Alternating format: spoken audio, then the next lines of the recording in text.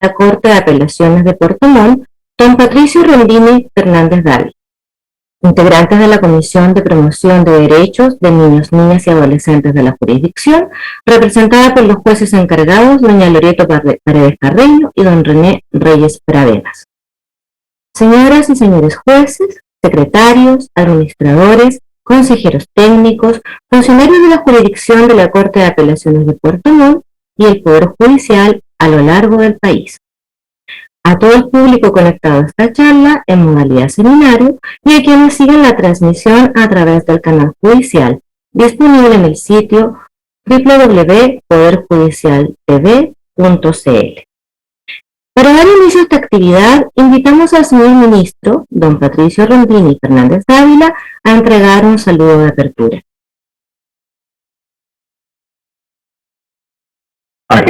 Muchas gracias, Ibel.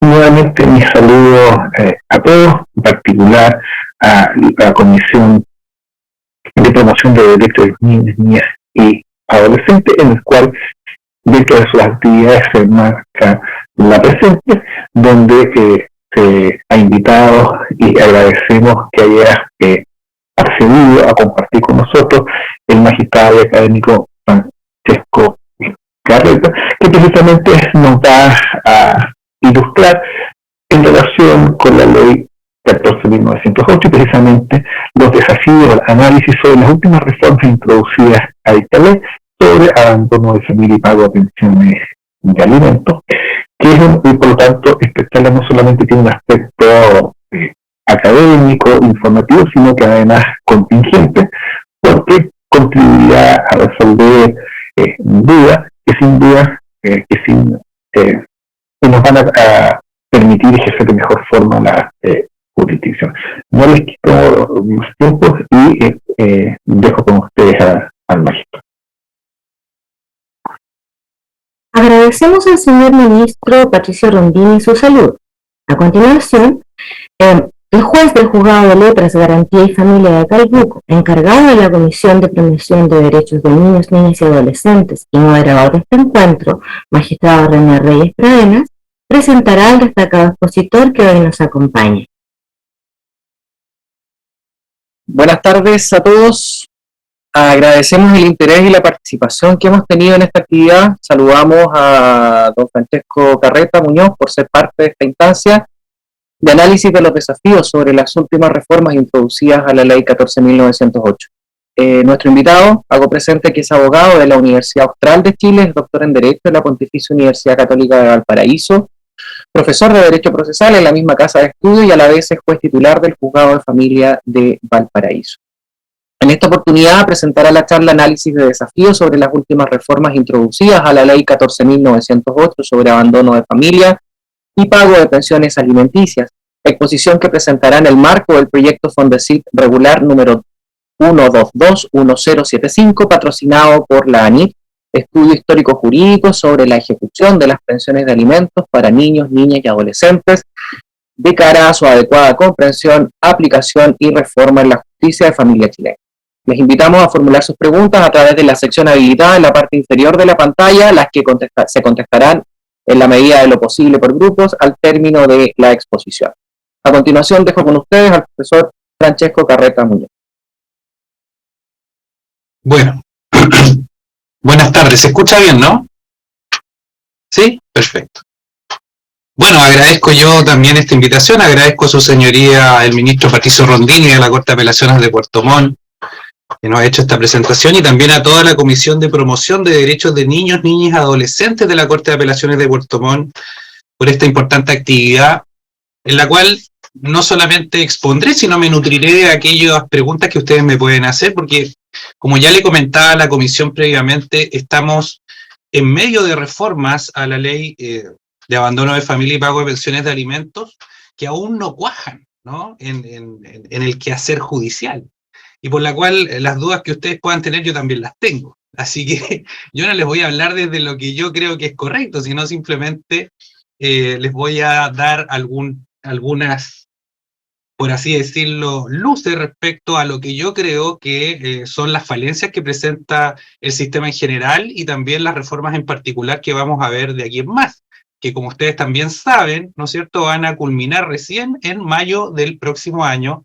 Bien, así que, bueno, voy a compartir un PowerPoint. A ver. Ahí está.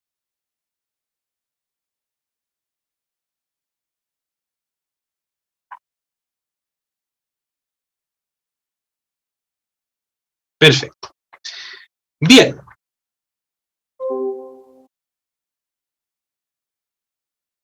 Voy a hablar a continuación entonces de uno de los derechos especialmente sensibles para la protección de la niñez, que es este derecho a alimentos. Bien, su importancia puede reflejarse, como ustedes ven aquí en pantalla, en las palabras de nuestra poetisa Gabriela Mistral, que en su ponencia sobre los derechos del niño presentada en la primera Convención Internacional de Maestros de Buenos Aires de 1928, señaló en primer lugar que los niños tienen derecho a la salud plena, al vigor y a la alegría, lo cual significa el derecho a la casa, no solamente salubre, sino hermosa y completa, derecho al vestido y a la alimentación mejores. La infancia servida abundante y hasta excesivamente por el Estado debería ser la única forma de lujo, vale decir, de derroche, que una conectividad honesta se diera para su propia honra y su propio goce. La infancia se merece cualquier privilegio. Y fíjense que a mí me gusta mucho unir estas palabras de la poetisa, que como ustedes saben fue una gran luchadora de los derechos de la niñez en años donde no existía el interés superior del niño, y no solo de los derechos de la niñez, también de los derechos de las mujeres en su tiempo, ¿no? Y esto me gusta unirlo con un filósofo que a mí en particular me gusta bastante, que se llama Neil McCormick, de Edimburgo, que ya falleció, y en un importante ensayo que él hace sobre los derechos sociales, fíjense que toca principalmente el derecho a alimentos, porque dice esto, y es bastante simple, su argumento de inicio, su axioma. Nos dice: en el derecho a alimentos de los niños en una nación hay una importante inversión social. Niños bien mantenidos, bien alimentados, el día de mañana van a solventar una sociedad desarrollada, ¿no? Y pruebas al tanto que Irlanda hace 40 años era un país tan subdesarrollado como Chile, pero ellos decidieron invertir en serio en la infancia, como está pasando quizás el día de hoy, ¿no? Y bueno, 40 años después Irlanda es un país desarrollado. Pero fíjense que esta importancia del derecho que vamos a ver a continuación no solamente es cualitativa, como ya les dije, sino cuantitativa. Según estadísticas del Instituto Nacional de Estadística, cerca del 33% de todos los ingresos anuales en un tribunal de familia son de alimentos. 33%. Y luego le siguen medidas de protección con el 16%. Es decir, va por el doble de la segunda mayor materia cuantitativamente hablando, que se ve en los tribunales de familia. O sea, tenemos, ¿no es cierto?, por una parte un derecho humano, ¿bien?, y que además beneficia a un grupo vulnerable de personas, primordialmente, porque como sabemos la mayoría de las causas que se tramitan en los tribunales de familia del derecho a alimentos son respecto de madres solteras con sus hijos, y esto nos deja absolutamente claro de lo que estamos hablando, ¿no?, y de su importancia. Y es por eso que, con esto en mente, les voy a exponer a continuación un análisis más crítico que descriptivo de la ley. ¿Bien? Y para eso el discurso lo voy a ordenar en 4 partes. En primer lugar, le expondré los antecedentes históricos que dieron paso al estatuto de cobro de los alimentos en nuestro país. En segundo lugar, expondré un marco general que da cuenta de la estructura de esta ley. En tercer lugar, les hablaré de las modificaciones que a mi juicio son más problemáticas. Y finalmente les voy a entregar una visión no muy alentadora, creo yo, del panorama de las pensiones de alimentos en Chile a pesar de la reforma. Entonces, bueno, partamos por la génesis. Fíjense que todo parte, increíblemente, el año 1935. No nos confundamos, fíjense. La ley de la que vamos a hablar a continuación es la ley 5750 sobre abandono de familia y pagos de pensión de alimentos. No la ley 14.980 que todos conocemos con el mismo nombre. ya que fíjense que el número 14.980 no es un número de ley, sino es un número de decreto de ley que agrupó varias modificaciones que se producen en el año 60 y que agrupó muchos cuerpos normativos, entre ellos la ley 5750, bien, que es la que nosotros conocemos el día de hoy como 14.908. ¿Para qué les explico esto? No es una cuestión puramente terminológica. Se lo explico para que entendamos que estamos el día de hoy con una ley vigente que data del año 1935 y ya con ese solo dato estamos ya divisando primariamente algunos de los problemas que tiene la ley el día de hoy. Pero bueno, partamos. Si ustedes se fijan en la diapositiva, van a ver una fotografía que rememora una parte de la historia de nuestro país que fue muy compleja. Tan compleja, fíjense, que a principios del siglo pasado, Chile, según estadísticas, era el segundo país más pobre de Latinoamérica, después de Haití. Y lo que ustedes están viendo en pantalla son los famosos conventillos. Y ustedes se preguntarán, bueno, ¿qué tienen que ver los conventillos con el derecho al alimento? Y fíjense que tienen mucho que ver. Mucho que ver porque los conventillos, fíjense, fueron una expresión de la llamada cuestión social en nuestro país, que parte a principios de siglo y se extiende más o menos hasta 1920. Aun cuando no es fácil de definir, alude a las malas condiciones que reportó para la clase obrera el capitalismo, la industrialización y la urbanización descontrolada de aquellos tiempos, que amenazó de ver despoblarse nuestro suelo por la doble acción de la mortalidad de los niños en ese tiempo y la corriente migratoria del campo hacia la ciudad que se produjo en esos años. ¿Y dónde llegaban las familias desde el campo a la ciudad atendía la creciente industrialización? Ahí donde ustedes están viendo, a los conventillos. Pero ¿qué problema tenían los conventillos que luego se pasaron a llamar CITES, fíjense?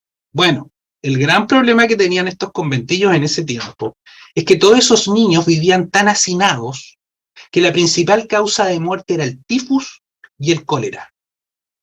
Fíjense que las estadísticas de mortalidad infantil eran brutales en ese tiempo. Cerca de la mitad de los niños que nacían en esos años moría a causa de alguna enfermedad infecciosa, producto de los hacinamientos que ustedes, ¿no es cierto?, están viendo en esa diapositiva que le estoy exponiendo ahí. ¿Bien? Pero ese era un problema, el problema de salud, por así decirlo. El otro gran problema es que era cerca del 35% de los nacimientos correspondía a los llamados en ese tiempo hijos ilegítimos. Y se denunciaba, ¿no?, que esa ilegitimidad, que no daba, por cierto, ningún derecho de un hijo respecto a sus padres, era uno de los principales problemas sociales, además de la mortandad. ¿Por qué?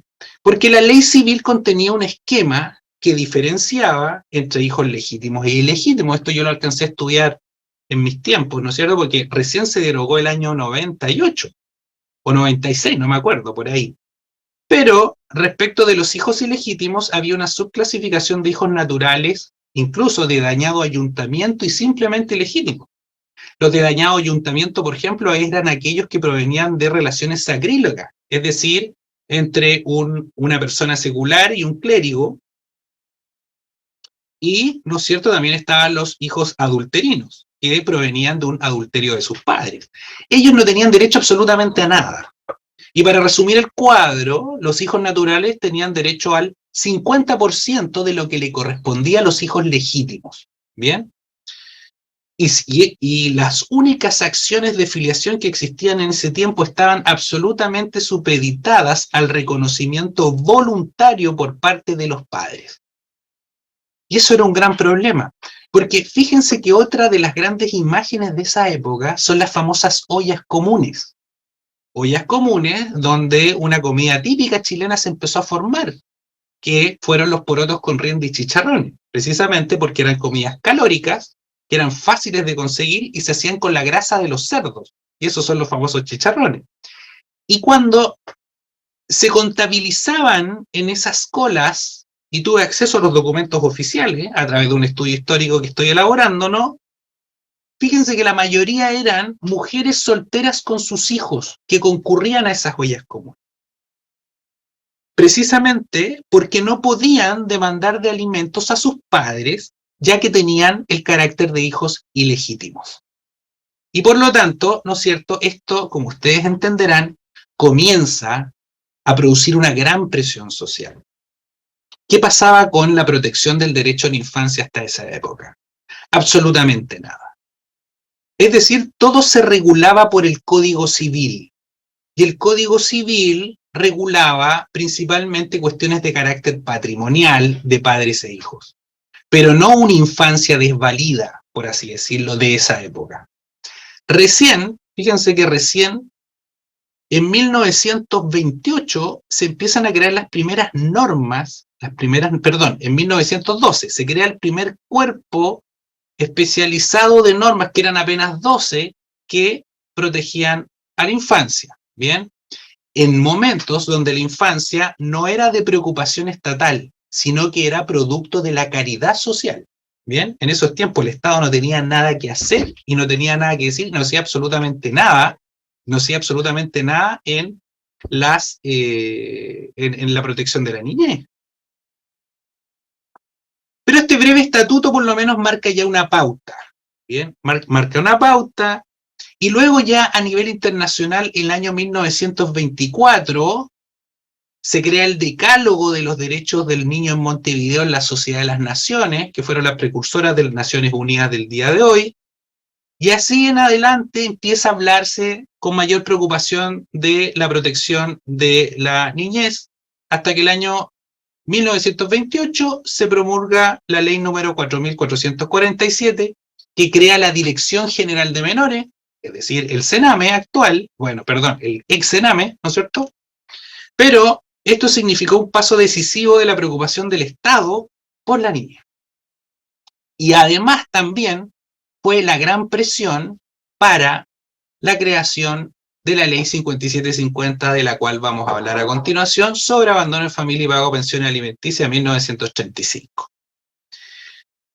¿Qué pasaba hacia el año 1930? Miren, los problemas económicos y sociales en Chile a la época de discusión de la ley 5750 no habían cesado. Aún surgían conflictos en los hogares chilenos producto de la industrialización que seguía combinando a muchas familias al traslado desde el campo a la ciudad y al hacinamiento en conventillos, como vimos recién. Chile viene saliendo de la cuestión social, pero se encuentra de frente con la crisis económica más grande que ha visto la humanidad, ¿bien? Puesto que esos son tiempos coetáneos a la gran depresión económica que tuvo Estados Unidos en el año 1930, que produjo una disminución abrupta de las exportaciones de cobre y salitre en nuestro país, y obviamente un problema político y social de proporciones. Y así se comienza, ¿no es cierto?, a gestar, dada esto que les decía, que aumentaba el número de hijos ilegítimos que, con la pobreza que estaba reinando en nuestro país, más requerían la asistencia de sus padres, y empieza a gestarse, por lo tanto, en el Congreso la idea de hacer un estatuto para el cobro de las pensiones de alimentos. Y fíjense que es interesante leer las actas de discusión de esta ley 5750, porque ahí uno va a ver claramente las dos alas del Congreso que discutían la reciente incorporación del Partido Socialista, el Partido Comunista y el ala progresista del Congreso versus los ultraconservadores, ¿no? Unos protegían a la familia legítima y por lo tanto decían, bueno, no podemos permitir que se hagan leyes que permitan la libre investigación de la filiación y la posibilidad de cobrar alimentos a un padre de familia, porque perturbaríamos el orden de la familia. Pero por el otro lado se decía, oye, eso está bien para hace, no sé, 30 años atrás, pero el día de hoy ya es tiempo de que los padres irresponsables comiencen a preocuparse del bienestar de su hijo. Y esto es bien interesante, fíjense, porque yo creo que la historia, a mí me encanta la historia es cíclica. Y todo esta cruzada actual que existe contra el deudor de pensiones de alimentos, que detrás de ustedes, si se han dado cuenta, es un fuerte catalizador político que hace que los distintos sectores se unan en pos de un fin común, en este caso el deudor de pensión de alimentos, ocurrió también en esa época. Ocurrió en esa época, en la época en que se crea ¿no es cierto?, este estatuto de la ley 5750. Y bueno, finalmente en esas actas de discusión del Congreso uno ve esta, digamos, cruzada en contra del deudor de pensión de alimentos. Bien, fíjense algunas, ¿cómo se llama? Algunos pasajes de esta discusión legal, algunos pasajes que son muy interesantes. Entonces, fíjense que algunos diputados decían en la tramitación, decían, no podemos seguir permitiendo, ¿no es cierto?, de que estos padres que viven amancebados sigan desconociendo bien el bienestar de sus hijos, y así, ¿no es cierto?, se turbaba una gran discusión y conflicto respecto a los diputados y senadores respecto a esta figura del padre, digamos, irresponsable que existía en esa época, ¿no? Y así uno nota ciertas finalidades que durante mucho tiempo nosotros no entendíamos claramente la ley 14.908, por ejemplo, la imposibilidad de oponer excepciones en los juicios de alimentos y en especial la famosa prescripción que tantos problemas nos causó, y ojo que nos va a seguir causando algunos otros problemas de aquí en adelante, porque si bien el nuevo estatuto bien regula la posibilidad que se deduzca la prescripción, vamos a ver que hay ciertas prevenciones respecto a eso. Entonces, bueno, en esa discusión legislativa se dijo, bueno, no podemos permitir de que los deudores de pensión de alimentos presenten las 18 excepciones que establece el Código de Procedimiento Civil respecto a los juicios ejecutivos, porque de lo contrario van a hacer exactamente lo mismo, es decir, van a tratar de dilatar el proceso. Por lo tanto, centrémonos solamente en una posibilidad para ello, que presenten la excepción de pago cuando se funden un antecedente escrito. Y con eso dejaron de lado la prescripción. Y es por lo tanto que hasta hasta noviembre del año pasado, bien, nosotros teníamos que entender que el espíritu de la ley 14.908, la 5750 en el fondo, era no permitir la prescripción en ningún caso. Bien, solo que los tribunales comenzaron con una gran disparidad de criterios, habían tribunales, hoy hay tribunales que aceptaban la prescripción, otros que no, unos que suspendían la prescripción, otros que no, otros que interrumpían la prescripción, otros que no, y así sucesivamente. Pero al final de cuentas se dijo, bueno, hay que terminar con el tinterillaje y sobre todo de los deudores de pensión de alimentos, y por lo tanto, vamos a dejar solo una excepción, entre otras varias discusiones que se dieron. ¿Bien? Pero fíjense algo muy interesante de esta ley 5750, es que estableció un delito que está en su artículo 11, que se llamaba el delito de abandono de deberes familiares. Y es precisamente por eso que esta ley toma ese nombre. Si ustedes se dan cuenta, la ley se llama de abandono de familia y pago de pensiones alimenticias. Y precisamente el abandono de familia hacía referencia expresa a este delito que contenía esa ley. Y fíjense que esta ley, ¿no es cierto?, penaba con reclusión menor en su grado mínimo a aquel padre que no pagaba las pensiones de alimentos.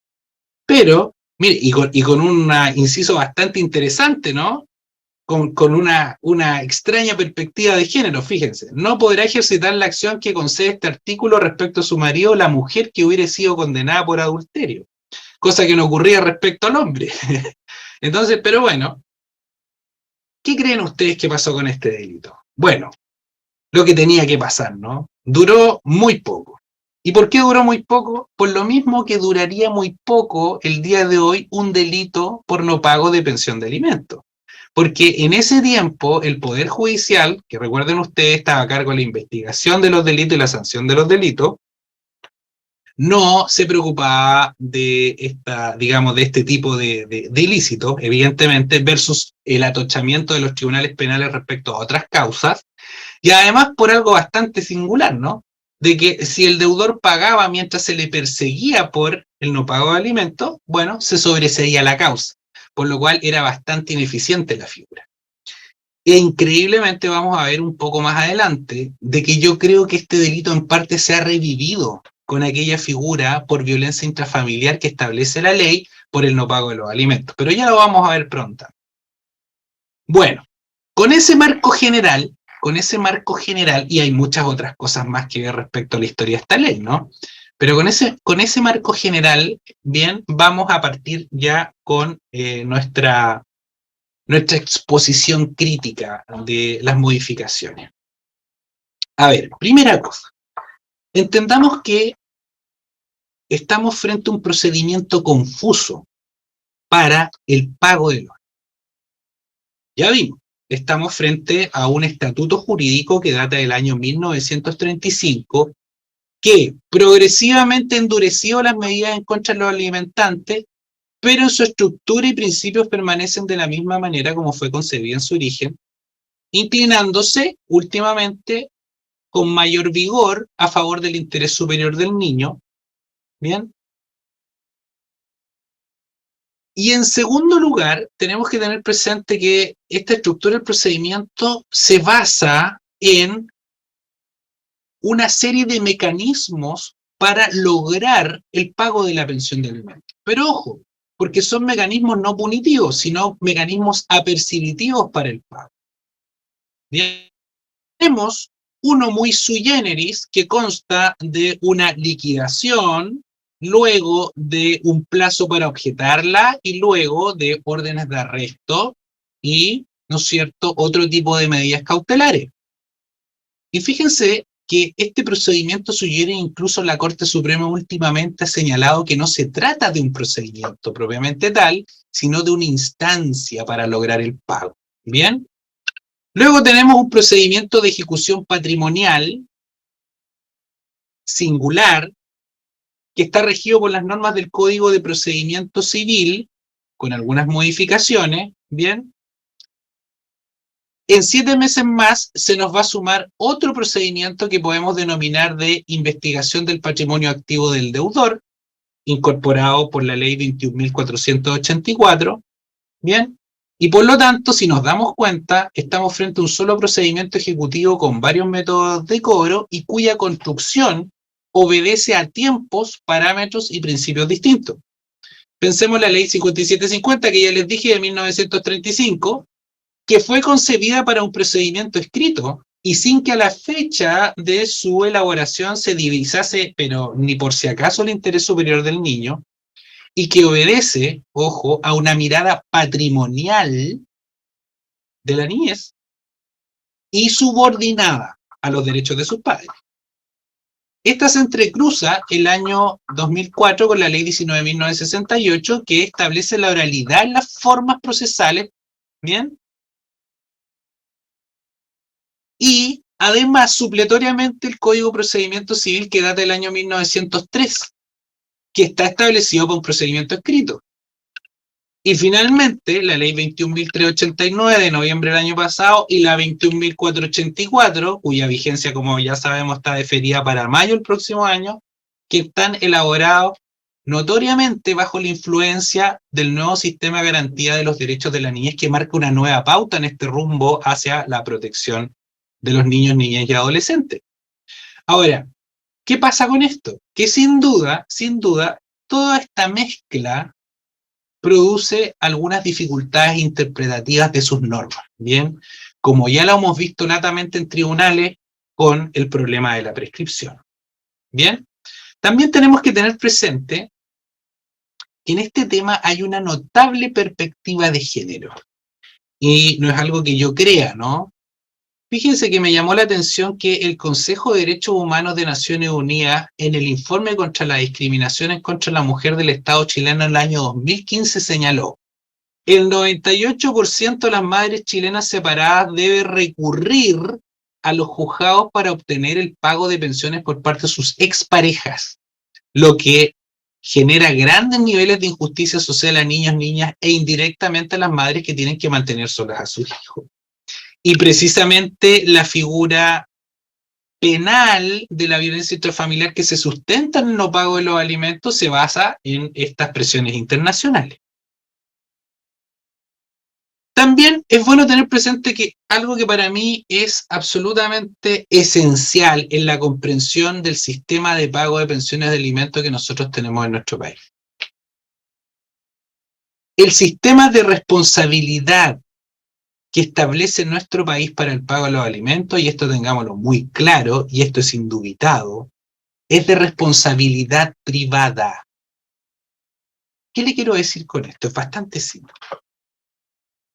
Nosotros podemos establecer una norma que establezca la pena de muerte para los deudores de pensión de alimentos, pero eso no va a garantizar el pago de alimentos para los niños, niñas y adolescentes.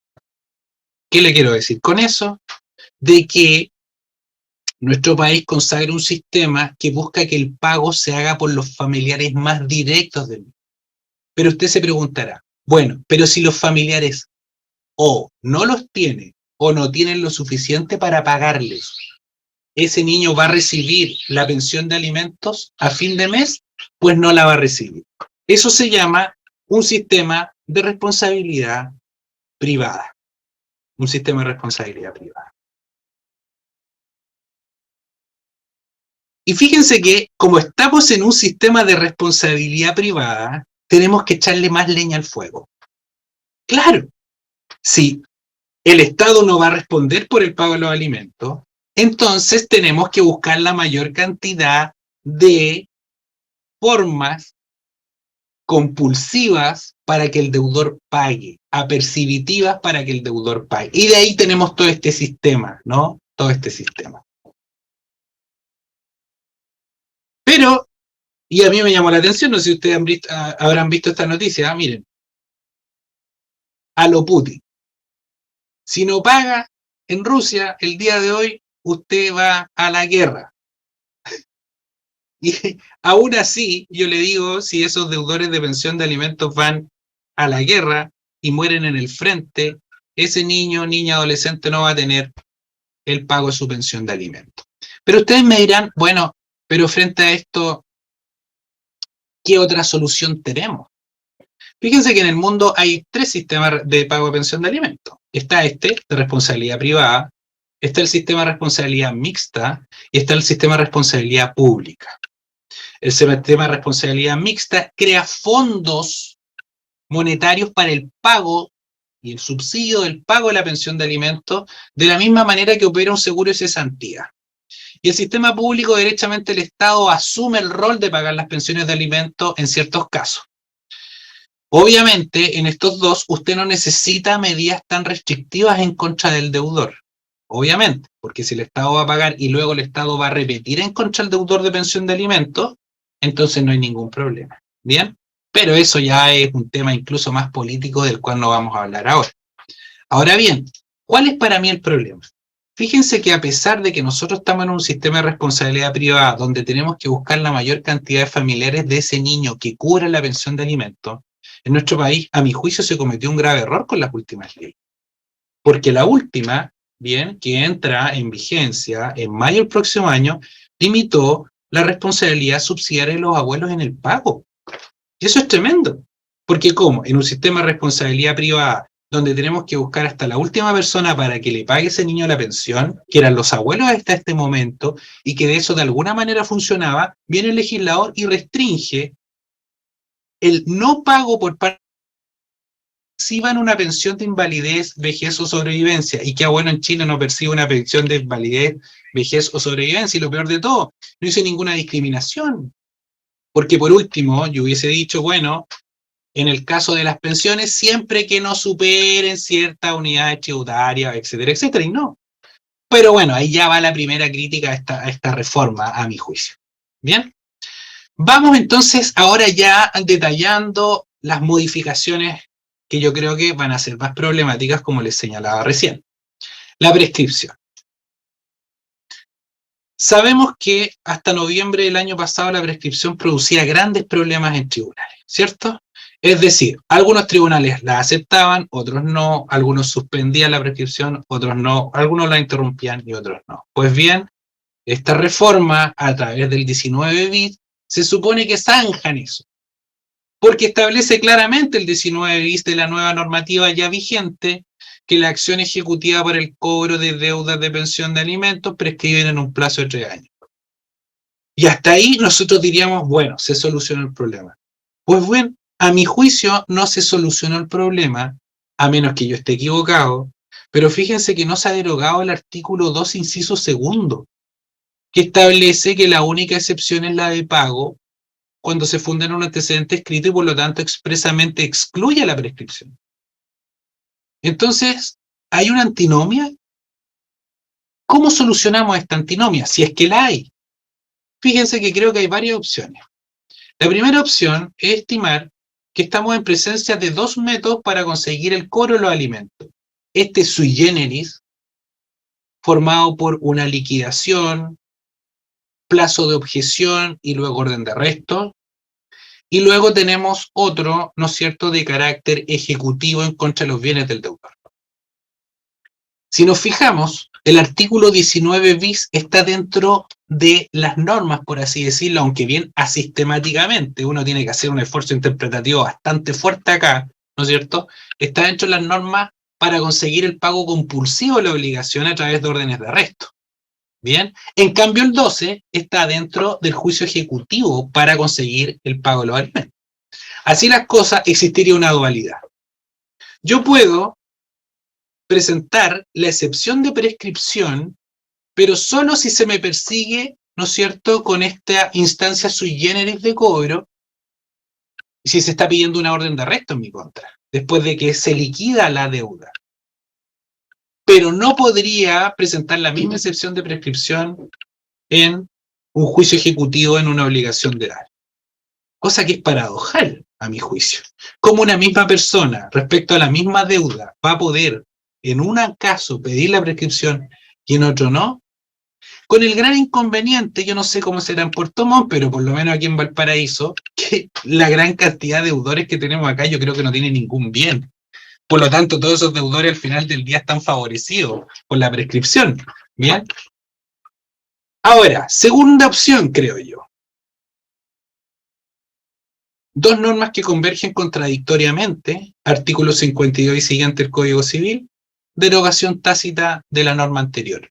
Y por lo tanto, el día de hoy, la prescripción está plenamente vigente en cualquier tipo de cobro de pensión de alimentos. Pero fíjense que, bueno, no es tan problemático en realidad esto de la prescripción, porque en mayo del próximo año, recuerden ustedes, la suspensión de la prescripción se sube desde los 18 a los 21 años. Por lo tanto, yo me imagino que si tenemos una prescripción suspendida hasta los 21 años, la cantidad, ¿no es cierto?, de solicitudes de prescripción va a bajar bastante en los tribunales. Bien. Luego, la otra reforma problemática, a mi juicio, es aquella que amplía el margen del 50% de las rentas del alimentante, que hasta ahora se tenía como tope para la fijación de la pensión de alimentos, ¿bien?, a un monto inseguro. ¿Por qué le puse un payaso mostrando los bolsillos? Porque yo creo que el interés superior del niño, lamentablemente, en la judicatura de familia, es un bolsillo de payaso.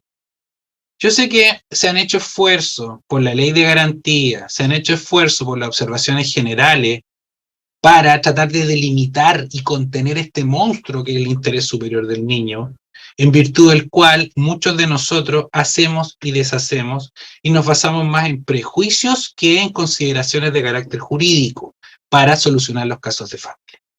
Pero aún así, yo creo que sigue siendo problemático este concepto. Y por lo tanto, tiendo a pensar que muchas veces vamos a sobrepasar el 50% de las pensiones de alimentos en virtud del interés superior del niño, aun cuando la ley dice que por razones fundadas, ¿cierto? Y vamos a dejar al deudor de pensión de alimentos con un margen mínimo. Yo me pregunto, en ese escenario, ¿cuál va a ser la motivación de ese padre que generalmente, ¿no es cierto?, y moralmente no le importa mucho nada? Bien, no todos realmente, pero hay varios.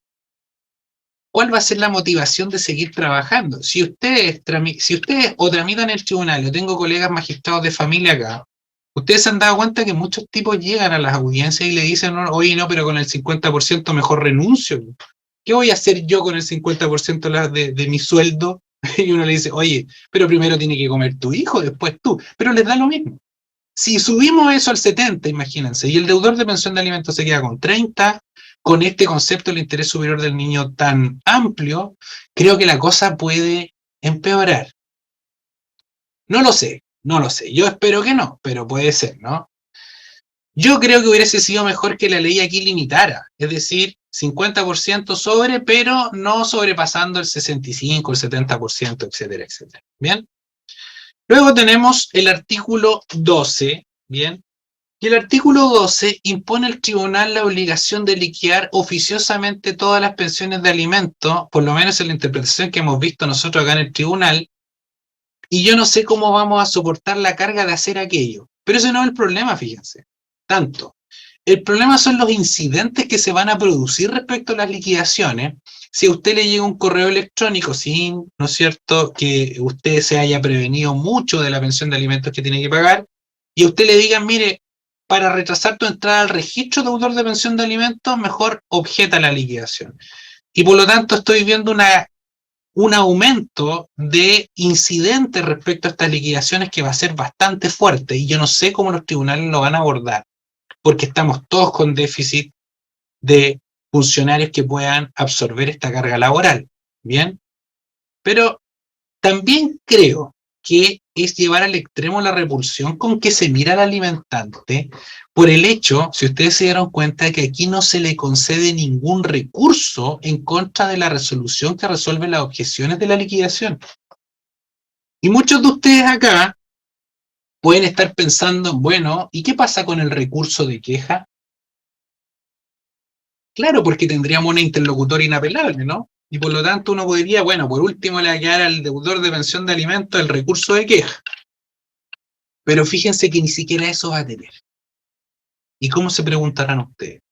Si usted ve la última jurisprudencia de la Corte Suprema respecto a esta instancia sui generis de cobro, que consta de una liquidación, objeción de liquidación y órdenes de arresto, ha dicho lo siguiente: no se trata de un procedimiento. Por lo tanto, ninguna resolución que se adopte ahí puede darle término o hacer imposible la continuación de un procedimiento que no existe. Ergo, no es procedente el recurso de queja. Listo, se quedó sin recurso de queja. ¿Qué va a producir esto? Creo yo que un debate constitucional por el famoso derecho al recurso que algunos alegan en materia civil. ¿Bien? Lo que sí es un acierto a mi juicio es que este artículo nos permite prorratear la compensación de gastos útiles a no más del 20% de la pensión de alimentos. Lo que soluciona estas imputaciones que muchas veces sobrepasaban con creces la pensión que se paga en efectivo y que dejaban al alimentario sin ningún peso mensual. Y creo que eso está muy, muy bien. Veamos. Se incorporan varias acciones, o sea, se incorporan dos acciones cautelares nuevas y se mejora un poco, ¿no?, la acción pauliana. Pero a mí me gusta mucho la acción del 19 ter, ¿bien? Y sobre todo en la variante que señala su inciso segundo. Veamos.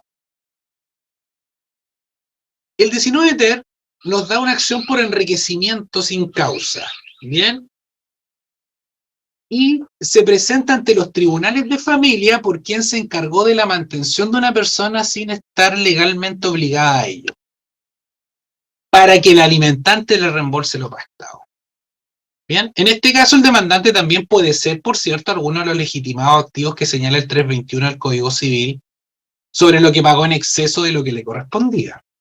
Pero la otra situación, y a mí me gusta, es aquella que se plantea frente a la condonación de la deuda de pensión de alimentos. Y aquí viene el caso clásico que muchos de nosotros y de ustedes han visto. Hijo mayor de edad que vive con la madre, hablemos de un hijo de 22 años, todavía estudia, la madre tiene legitimación para cobrarlos por el 19 de la ley 19.968, el padre no lo ha pagado, tiene una deuda millonaria, y viene el hijo del año, ¿no es cierto? Y le condona la deuda a la mamá, ¿bien? Al padre le condona la deuda a espaldas de la mamá. Hasta el día de hoy eso era perfectamente posible y es perfectamente posible porque el dueño de la pensión de alimentos es el hijo, no la madre. La madre asume una legitimación y representación particular o singular por el 19 de la 19 de 1968. Pero ¿quién es el dueño del crédito del hijo? Pues bien, esta norma ahora permite que sea puesta en conocimiento, en este caso de la madre, por lo que pagó en exceso en la mantención de su hijo respecto a lo que ella misma le correspondía, que es básicamente la deuda que tiene el padre, para que dentro del término de emplazamiento deduzca la acción de enriquecimiento sin causa en familia, que nosotros entendemos que naturalmente se trata de una acción ordinaria que se tiene que tramitar en un procedimiento ordinario. Y yo veo que sería el único disuasivo para que la madre plantee esta acción, ¿no? Quizás hubiese sido mejor que la ley planteara un procedimiento incidental, por último, que fuese más breve, o que la ley hubiese dicho que la condonación no será aprobada si, ¿no es cierto?, previamente no se sabe respecto al destino de la acción de enriquecimiento sin causa que puede establecer, en este caso, la madre, ¿no? Pero bueno, ahí vamos a ver. No creo, espero que no sea un gran disuasivo tener que estar demandando en juicio ordinario luego al padre por el enriquecimiento sin causa luego. Pero bueno, vamos a ver qué pasa. ¿Bien?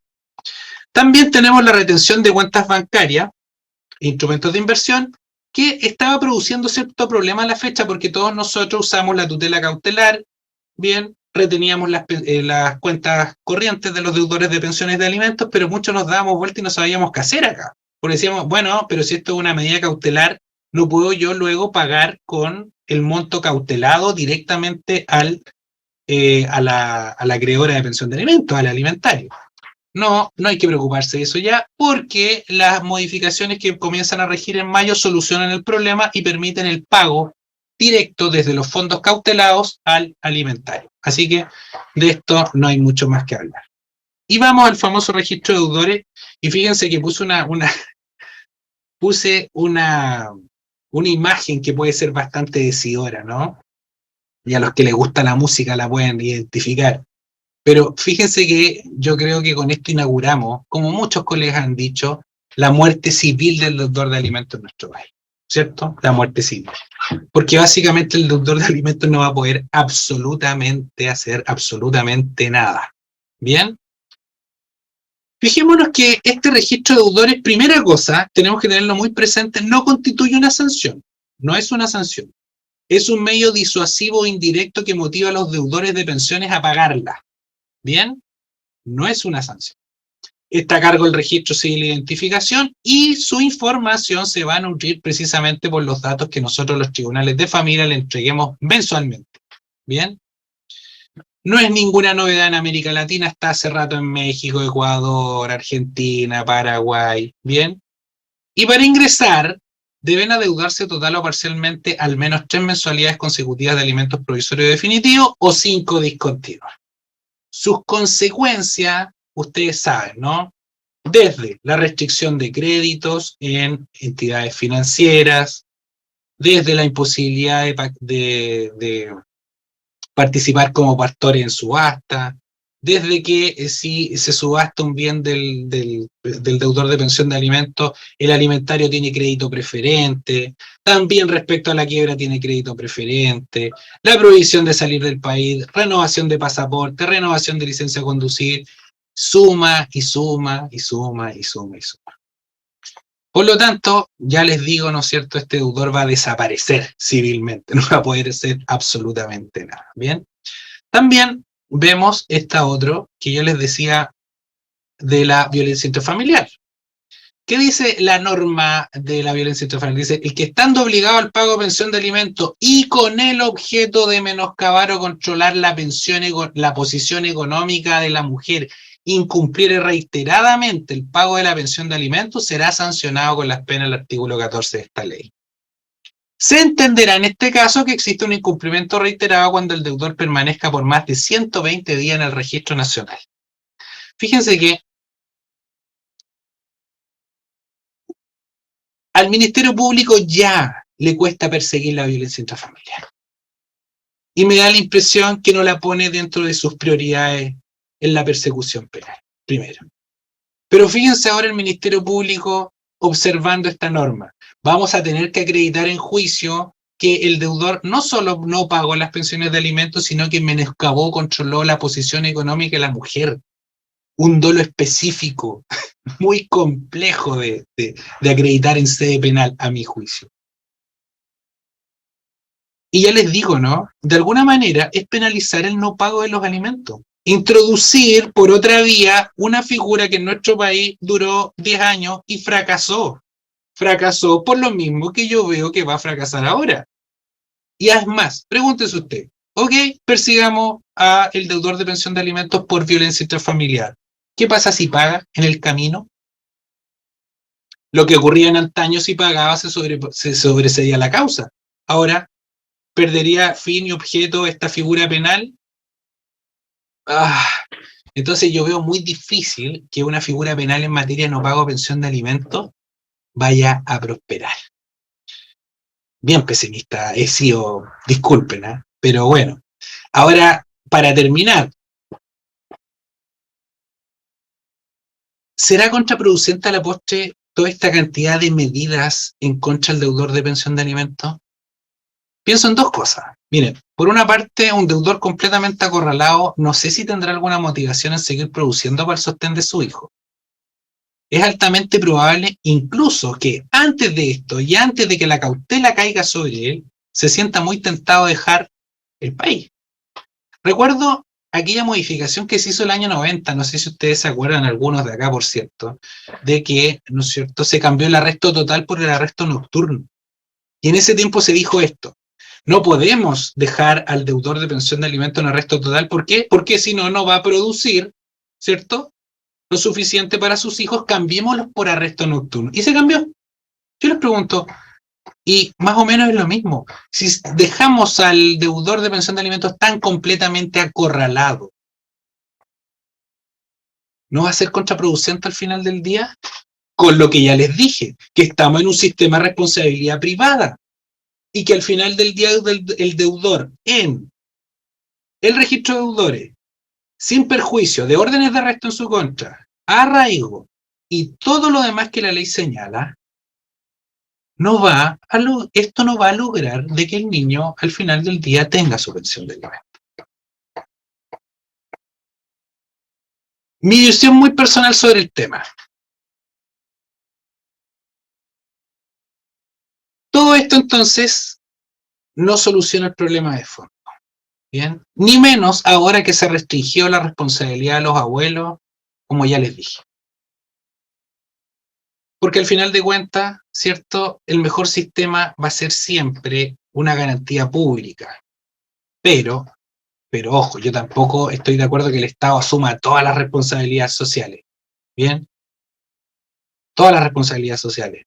Pero creo que un sistema mixto, es decir, un sistema intermedio con un cobro posterior al deudor de pensión de alimentos a través de las pensiones de jubilación, es decir, una acción de reembolso estatal a las pensiones o cualquier otro beneficio que pudiese tener, podría ser mejor, y de esa manera, ¿no es cierto?, podríamos destrabar tantas medidas compulsivas contra el deudor de pensión de alimentos, que a todo esto no crean ustedes que me caen bien, ¿no? Pero simplemente estoy tratando de hacer lo mejor por los niños, ¿bien?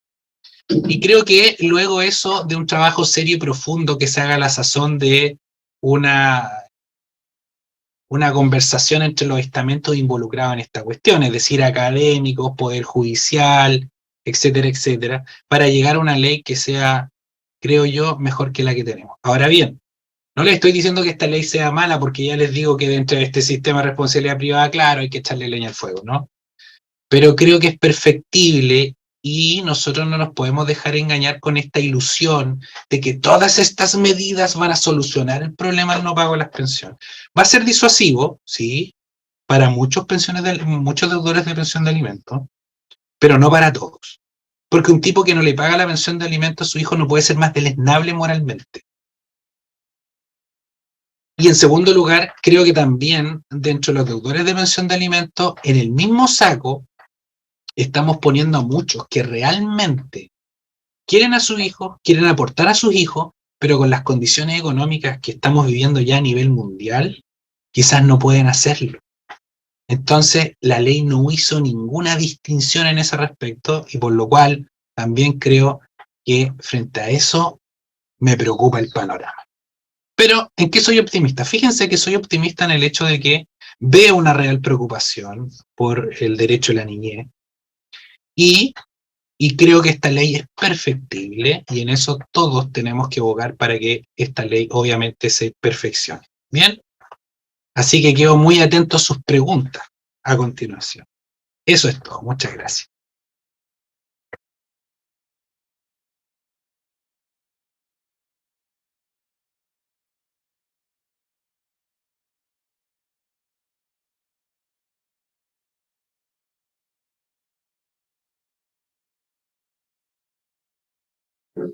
En cuanto a la forma de recibir una denuncia, apuntan a que cada vez que vaya un niño, niña o adolescente, será esta persona la o el denunciante. Por lo tanto, él o la funcionaria tendrán que consultarle si es que voluntariamente algo quiere manifestar respecto a la denuncia. Si es que esta persona comparece acompañado de, por ejemplo, un adulto responsable, este adulto responsable podrá decir y manifestar lo que estime necesario, pero de forma posterior al niño, niña, adolescente. Esto se basa en una disposición establecida en el artículo 4, inciso 5 de la ley, la cual indica que se deberá garantizar que en ningún caso... Se parece que no era una pregunta, ¿no? Era un discurso paralelo. Bueno.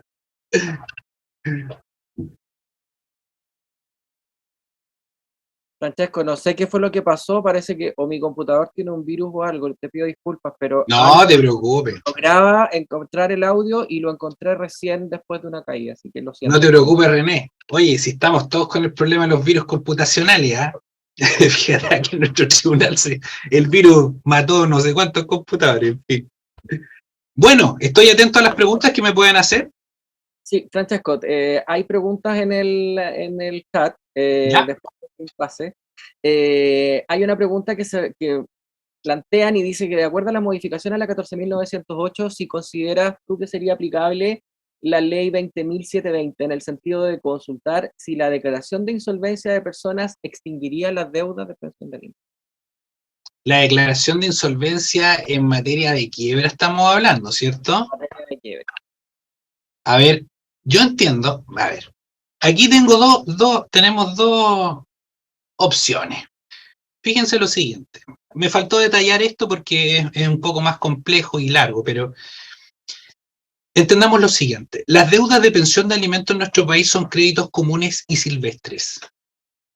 Punto, interés superior del niño, son créditos comunes y corrientes. ¿Dónde está la comprobación empírica de lo que le estoy señalando? Y aquí veo que la pregunta la hizo Claudia, ¿cierto? Claudia Saldivia, que creo que es colega, ¿no? Creo que es juez, Claudia, ¿no? Sí, ya. Claudia, mira.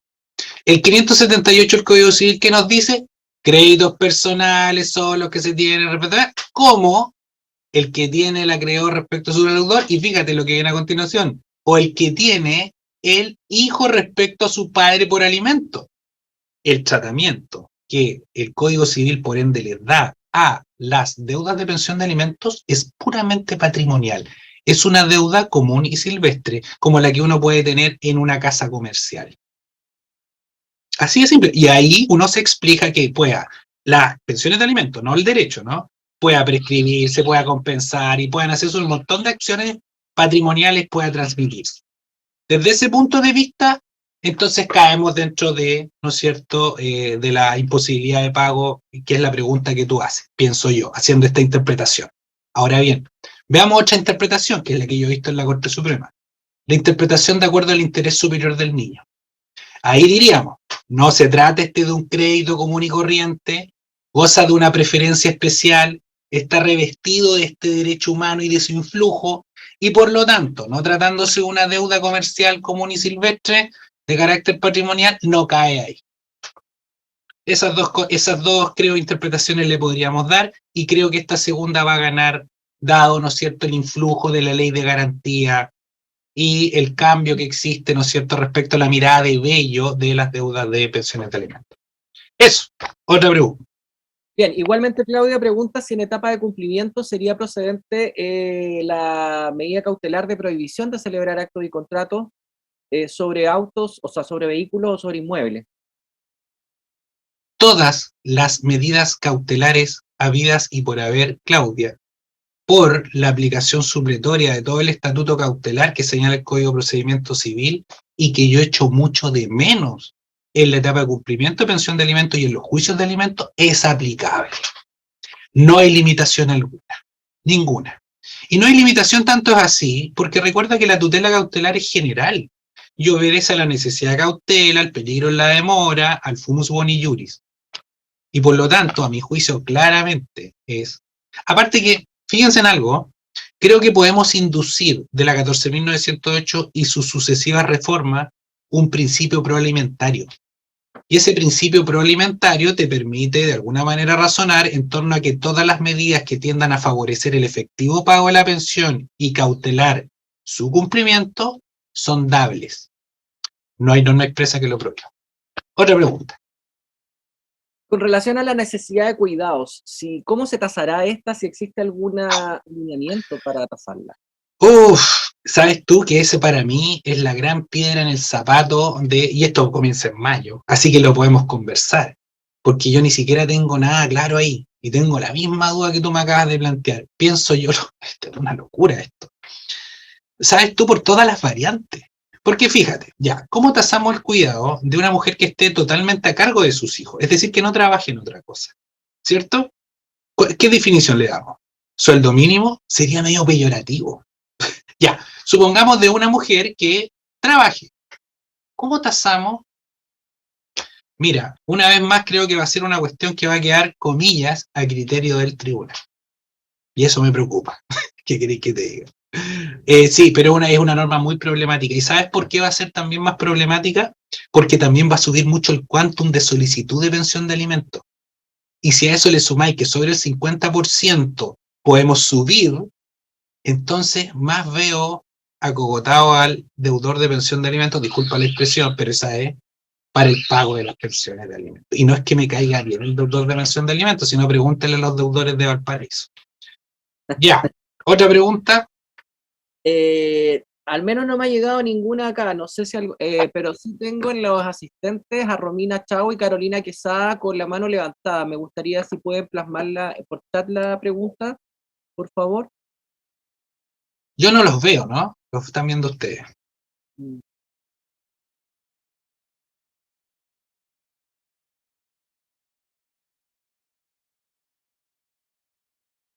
Jacqueline Guerra de Puerto Montt consulta, quería consultar su opinión respecto de la notificación de las resoluciones dictadas en etapa de cumplimiento según el artículo 12. ¿Deberán notificarse en forma electrónica y si esto es aplicable a las antiguas causas de los juzgados de menores? Yo entiendo que aplicando las leyes de efecto retroactivo, tratándose de leyes procesales, rigen in actu. Por lo tanto, hay retroactividad, por así decirlo, y yo entiendo que se serían aplicables. Ahora bien, si se tratan de causas donde no tenemos registro electrónico, naturalmente no, pero por un tema de imposibilidad física de hacerlo, ¿no? Ahí tendríamos que seguir con la regla general de las notificaciones como corresponda, porque yo entiendo que estos medios electrónicos están supeditados a una condición previa, de que tengamos conocimiento respecto a aquel medio electrónico que vamos a notificar. ¿Otra pregunta? Romina, están habilitadas para, las veo en pantalla, pero no sé. Romina Chau veo ahí yo, que tiene la mano levantada. Hola Romina, ¿qué tal?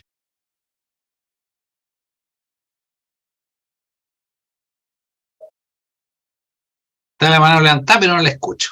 Sí, lo que pasa es que por formato Ah, las preguntas deben plantearse por el chat. No ya. tenemos la posibilidad Perfecto. Ya. Yo tengo abierto el chat Romina, lo mismo que Jacqueline, que tiene la mano levantada, así que si la dirigen por ahí yo la veo.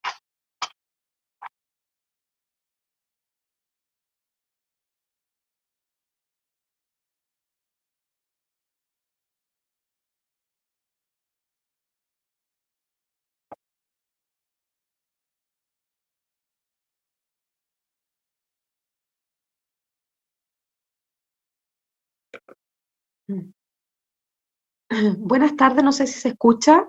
Yo escucho por lo menos. El profesor escucha.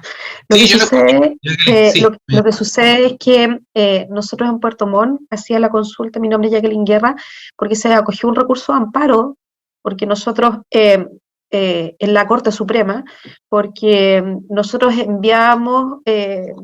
tomamos la decisión de efectivamente aplicar el artículo 12, con la interpretación que usted menciona, entendiendo que las leyes procesales rigen in actum, y que en el fondo no era problema, no era un problema del tribunal, digamos, que la persona estuviera debiendo pensión de alimentos y no hubiese tomado conocimiento de esta norma que se dictó, que decía que sus notificaciones se iban a hacer por este medio para aportarlo al tribunal.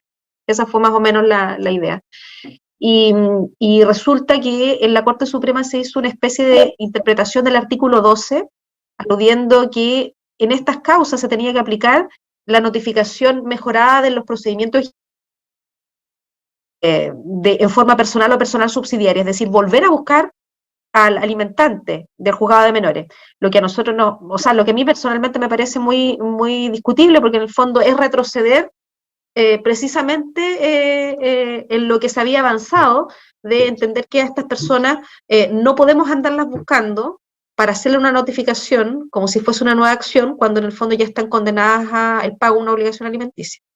Entonces, yo no sé si usted sabía acerca de esta interpretación de aplicar el artículo 12 a estas causas como antiguas, porque en el fondo me pareció un poco extraña, teniendo en consideración que también habíamos hecho presente en la contestación, por ejemplo, el recurso de amparo, la nueva normativa, los principios y estas otras cosas. Sí, claro. Eso, Mira, gracias. sí, Jacqueline, mira. Experiencia comparada. En Estados Unidos, fíjate que son muy prácticos los norteamericanos.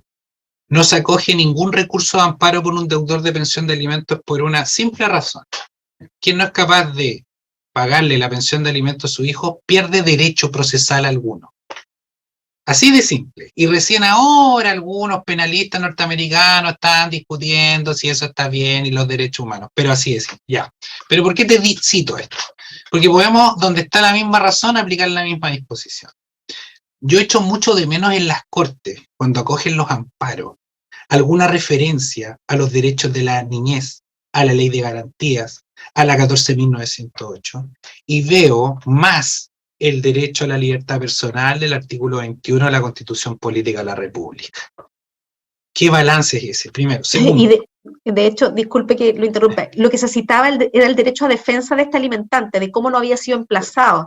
Entonces, oye, la verdad es que era como eso te estoy extrañísimo. diciendo. Pero eso también se debe porque generalmente las conformaciones de las Cortes de Apelaciones y de las Cortes Supremas son de jueces penales y jueces de civiles. Jueces de familia no, porque tú, como bien sabes, los jueces de familia somos mirados en menos y las judicaturas de familia somos mirados en menos, con una brutal ignorancia, por cierto, ¿no? Pero claro, es eso. Entonces, por lo tanto, el derecho de familia cuando llega a las cortes se mira como, oye, vámonos al sentido común, no vayamos a la norma, no vayamos, no, sentido. Entonces, y ese fenómeno que tú estás observando, yo lo he observado también en muchas resoluciones de corte, que, si tú ves, no analizan el interés del niño, no analizan el estatuto jurídico de protección a la infancia, y otra cosa más, el Tribunal Constitucional ha dicho claramente que, por ejemplo, las órdenes cautelares que uno puede dictar, que es la amenaza que siente, ¿no es cierto?, el alimentante en este caso, no son en ningún caso una sanción o un arresto en el cual tú puedas deducir algún tipo de amparo. Son medidas, como te dije yo, apercibitivas para el pago. Por lo tanto, con todo el respeto, por cierto, que me merece la excelentísima Corte Suprema, estoy haciendo una crítica académica, ojo, no estoy haciendo una crítica así como, no, por cierto, y que la Corte Suprema ha dictado excelentes resoluciones en materia de infancia también últimamente, excelente, pero brillante, pero en esta yo no estoy de acuerdo, sí estoy de acuerdo con lo que ustedes señalan. Bien, ¿alguna otra pregunta? Sí, tengo una acá, Francesco. ¿Sí? Paula Caico, perdón, dice. Ah, sí, la conozco, la Paula, de Puerto Ara. Si puedes referirte, ¿Cómo por estáis, favor, Paula? al inciso segundo del artículo 19 ter. ¿Y cuál sería tu opinión sobre cómo se ejercerá ese derecho ejercerá ese derecho ese tercero, que la mandó en una foto, pero está como dada vuelta, entonces tengo que girar la cabeza para leerlo. Del 19 ter. Oye, Paula, mira, no hablamos ni del 19 Quinquest, ni del 19 Ter, ni del 19, no, el Bici. Y fíjate porque entra a vigencia, si me invitan en mayo del próximo año, encantado les voy a hablar de eso. me dejo coordinado al tiro. Entonces, honestamente, fíjate que he estudiado esas normas, pero todavía no estoy muy a caballo en ellas, porque creo que tienen que cuajar. Ahí, bueno, todos sabemos, ojo, tenemos un procedimiento ahora subsidiario para el embargo de cuentas corrientes y pago directo, luego tenemos un subsidiario de averiguación patrimonial del deudor, bien, pero la verdad no te podría contestar con aplome, porque no sé muy bien eso, bien, pero en mayo del otro año, ahí sí te voy a contestar con mucho aplome. Bien, René, ¿hay alguna otra pregunta? Un asistente anónimo consulta, en cuanto a las propuestas de pago que se realicen por parte del deudor una vez que la liquidación se encuentre firme y ejecutoriada, ¿seguirá siendo facultativo del acreedor por la remisión del Código Civil aceptar esa propuesta? Pero claro, es que no hay otra, porque recordemos que no podemos nosotros pasar por alto todas las normas del pago en estas materias. Y por otra parte, también recordemos que cualquier propuesta es una propuesta que debe ser aceptada y luego tiene que ser aprobada por el tribunal, que le estoy hablando con esto. Vamos hacia un acto bilateral, un acuerdo, un avenimiento entre las partes que el juez tiene que aprobar. Yo como juez no creo que pueda tener las facultades, a menos que la ley lo diga, y no conozco esa norma, quizás está, la verdad, entre toda la maraña de normas que hay, pero no entendería yo que no existe la norma que le permite al juez aprobar ante sí y por sí una proposición por parte del alimentante de las pensiones de alimentos. Ahora, si está la norma, perdón, me equivoqué, y quédate con la norma y no con lo que te dije. Pero por lo menos lo que nosotros vemos, ¿no? Porque en los tribunales actualmente se da eso todo el rato. Nosotros no aprobamos nada si la otra parte no está de acuerdo. Sí, sí.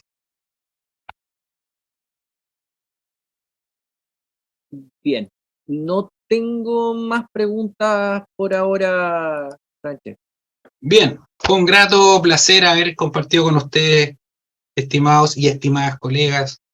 Espero que nos veamos prontamente y sigamos discutiendo esto, porque ya les dije que lo que le he dicho se lo he dicho también con muchas dudas, ya que falta mucha jurisprudencia por delante, doctrina por delante y cosas por delante para que todos podamos aplicar bastante bien esta normativa, obviamente en función de los niños, niñas y adolescentes de nuestro país, que se lo merecen claramente, y por eso estamos acá, ¿no?